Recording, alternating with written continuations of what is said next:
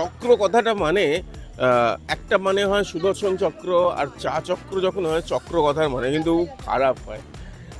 মানে সেখানে চেঁচামেচি চলে, সেখানে আড্ডা চলে, সেখানে চা চলে। চা চক্রে আপাতত এই ডুমুরজলা স্টেডিয়ামের পাশে এসে না আমি মহিলা মহল পেয়ে গিয়েছি, যেখানে মানে চা চলছে, তেলে ভাজা চলছে, আর আলোচনা চলছে। মানে চক্র বলতে যেটা বোঝায় আর কি সেইটা হচ্ছে।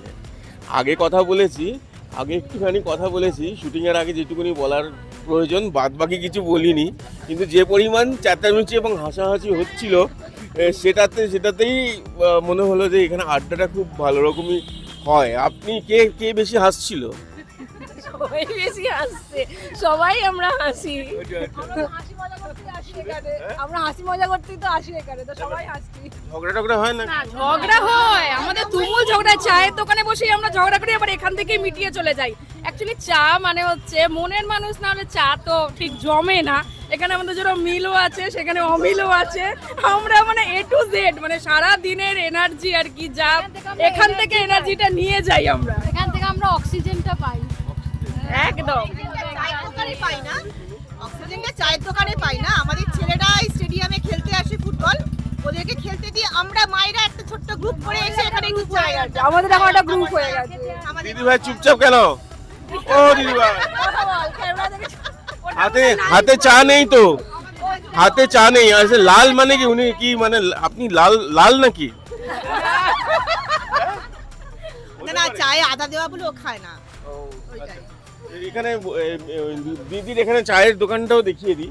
দাদা আছেন এখানে দিদির মতো, কিন্তু দিদি আছেন দাদার মতো, অর্থাৎ এখানে দিদি মেন।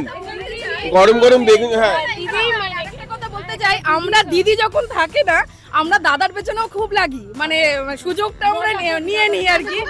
তখন দাদা কিন্তু আরো বেশি আমাদের সাথে কথা বলতে ভালোবাসে। ফ্রি মাইন্ডে কথাবার্তা বলে। আচ্ছা, দিদি মেন একটা বিতর্কিত কথা বলতেই হচ্ছে, দেখি তো একটুখানি বসি। ঠিক আছে না, ওরে এই যা চা খাওয়া উল্টে গেল। না ঠিক আছে, বলছি যে আমার চা খাওয়া শেষ হয়ে গিয়েছে। যেটা বলছিলাম সেটা হচ্ছে যে দিদির কথা দিদি মেন বলছেন। দিদি মেন সবখানে এই চায়ের দোকান থেকে রাজ্য সব। একদমই তাই, কিছু করার নেই। 1000 থেকে 500 হয়েছে, আমার 5 বছর পর না আমার 500 পাই, এটাই হচ্ছে দিদি। তো অনেক এইটা নিয়ে আবার ঝগড়া হয় না একটু? ও হবে না কেন?